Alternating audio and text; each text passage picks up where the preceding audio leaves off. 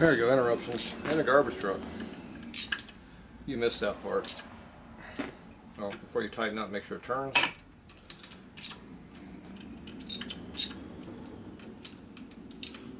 Kind of go in an X pattern a little bit. Feel like this bit's getting pretty worn out again. It is. Time for a sharpening job. Let me shorten it up a little bit.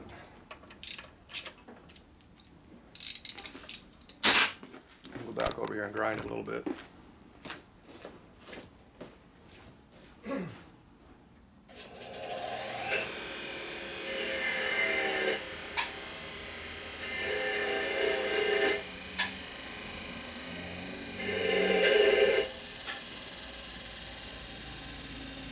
Like new.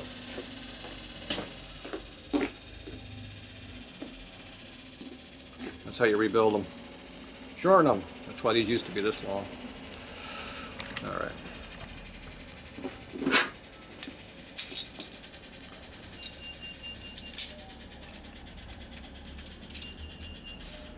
Get it tight.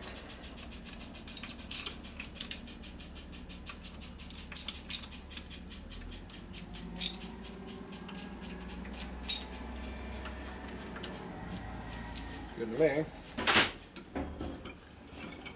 Comes over nice and freely, that's a good sign. Both directions, I can live with that. Our ignition wire goes underneath this bolt over here, so you yank it out and put it underneath there.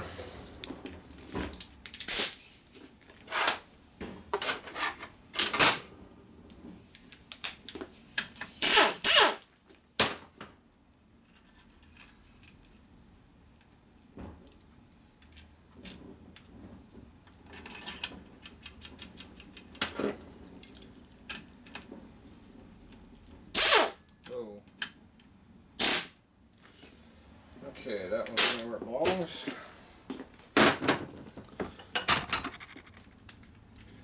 Okay. I think that's where it belongs. If not, we'll move it. It might be a little bit high, but it'll be fine. Okay, next part. Tach drive.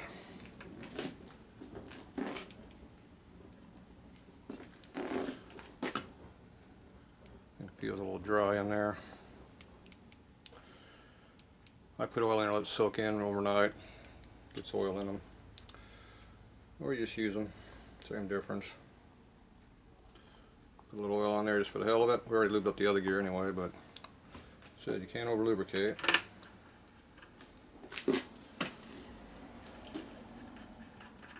Should go in freely. If it doesn't, there's a problem.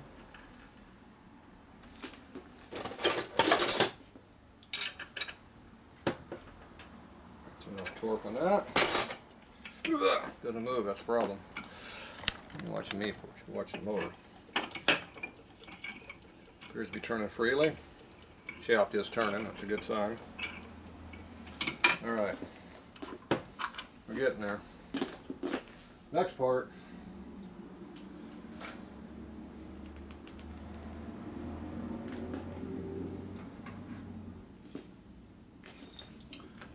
Block off plate. Should be the bolts that go in there, I think. Not sure where that gasket when they put that in there, but oh well. Shove it in hard, it goes right in. Okay, this has a gasket that goes on here. Resembles this one.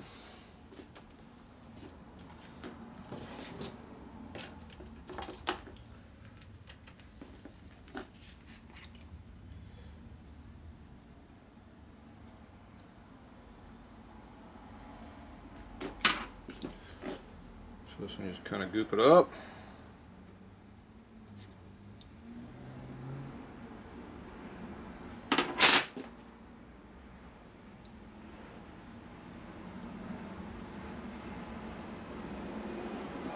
Unlike the last one, this one I don't want to come off, so I goop it all the way up. That way when I pull my bolts off here to get the cam cover off, the plate stays on there where it belongs. Keeps dirt from getting in the motor, and also keeps less parts we got to deal with. especially when you're in a hurry, working on the back of a trailer on the dirt ground. Or worse, on the salt. It's even more nastier than dirt. Salt does more damage. Alright. So there's our gasket board. Our gasket goes over here. So poke it with the holes go. Got a notch cut out here to clear the case. Make sure you put it in there correctly.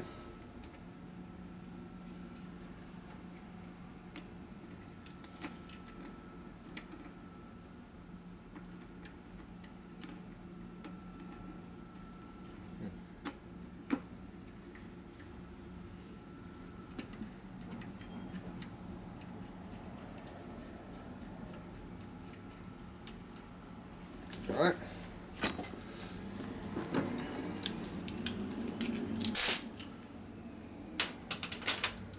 These are fine threads, so you gotta be careful about the torque.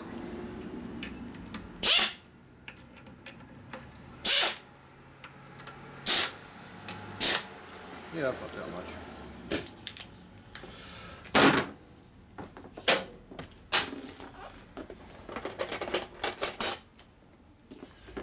Double check just to make sure. That one's good. And that one's tight. That one got real tight. Alright, then come back and double check those after the motor runs for a while.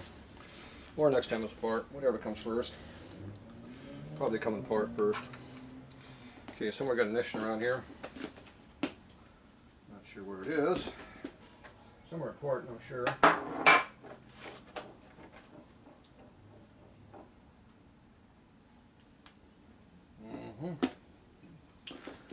Alright, where'd I put my race bike parts?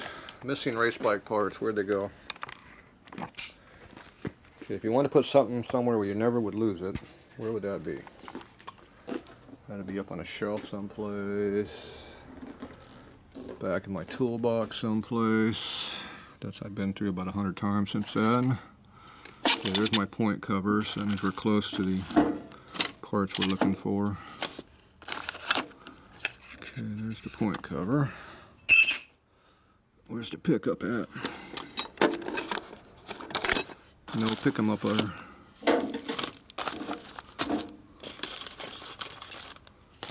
Let's see, where's the stuff at? Ooh, look what I found. Ah, there's the lockout system. There we go. 2 screws. There's my jets in there. Boom, boom, boom. Need you. Don't need the cover right now because we got to time it yet. That's going to be fun doing too. Okay, this is a Dana 4000 set of pickups. This is a locked out mechanism. That means this is glued in so it doesn't move. Otherwise known as being fixed. Make sure the dowel pin goes where it belongs, which is up there. This goes in there. This one I left the lock washer on there because it helps dig into the cover or the mechanism. One more layer of locking it so it doesn't move. You don't want it to move. If it moves, it changes your timing. That'd be a bad thing. Definitely would be a bad thing.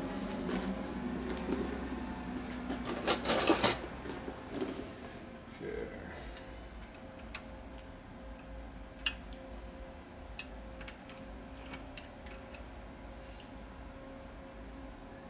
Remember, it's a thin screw. Don't get too carried away. Okay, after you put it in there, turn it. Make sure it doesn't wobble. No wobble. Good. And just slip that in there. Got our 2 screws here, tower screws. They go in the appropriate location.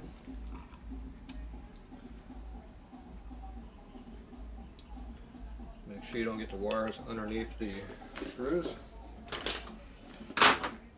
That would be a bad thing.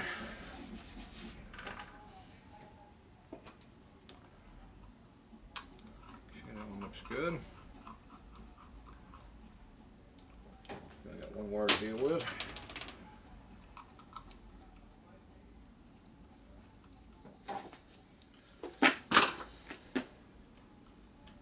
I used the early long tower screws. They went to shorter ones in around 80, maybe 78, somewhere in that area. I'm not sure when. I like the longer ones. Okay, I'm not going to have time to time this thing probably, so we're just going to have to go for it. So on nitrous, we run 40 degrees of lead. And on nitromethane, it looks like we're using 56 degrees of lead. So let's way the hell over here. So I'm going to rotate it around until it gets all the way to the 56 degree mark. Appears it doesn't want to go that far. Oh, there's the 56 mark right there. Good, because there's no way it was going to make it to that next one. So we'll line that one up and go there. I have the same cams in here, same everything, and same mechanism, and it tightens all the way to pin going this clockwise. So the timing should go right back where it should be. And if it's off by a few degrees, I'm not really going to care.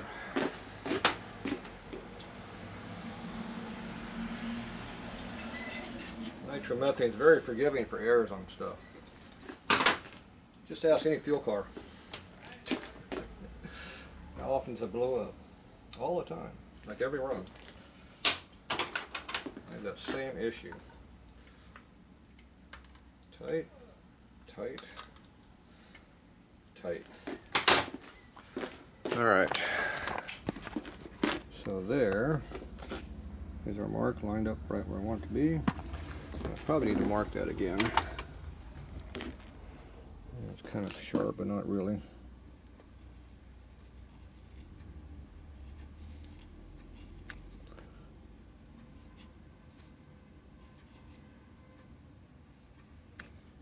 Yeah.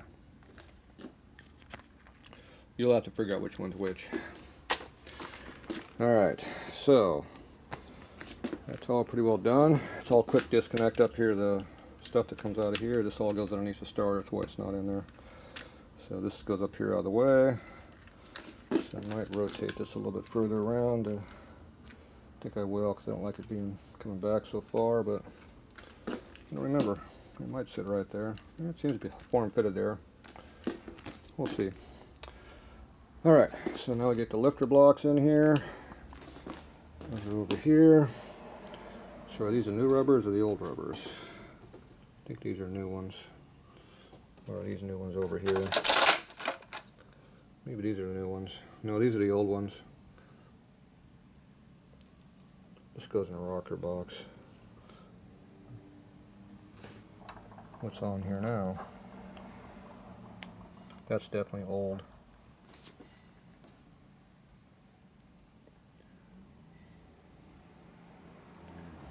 These are nice and soft. These must be new ones. Okay, so there's our new rubbers. Here's our new blocks. Here's our two screws. We got to figure out which one's front one and which one's rear one. So, I wonder if I marked them. I don't remember. There should be evidence of which one's which. See the one with the big notch in it? That's the rear one. Because the push rod wouldn't fit in the hole. And it looks like I put a mark on there instead of number 1.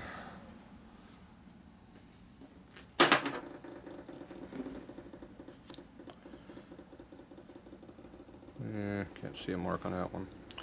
Okay, so what do we got going on here? So it looks like I made a spacer in here. Yeah, I put a spacer in here now. So I used to have a quad seal and an O-ring. Now we just got a O-ring. Okay, so that's been updated.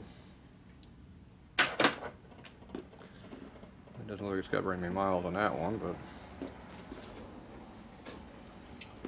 so this is a quad seal here, and this is an O-ring here. So I used to do I would stack them in a lifter block. We had the O-ring on the bottom, quad on top. Then the cover would go on that, because the lifter goes up so far with the lift, it comes out the top of the hole, and then we'll get into the cover and go up and down with the cover. We'd pump oil out of the cover, because the lift goes all the way up into there. So now this one here, I made a spacer, so now you can see the space about 3/16 thick. So now the O-ring is up high enough, it never hits. Eliminate the problem. But that's how far you run these things up to when you got a big left cam in there, which I have. Okay, this is the rear one. Okay, these O-rings here appear to be barely working. There's like almost no compression on those. So I think I'm going to go replace those while I'm on it. We'll take back the 2 quad seals because we don't need them. Oh, we use these for the rocker boxes. We won't need those. Okay, we'll eliminate that one. Okay, I'm going to get a couple O-rings. We'll be back.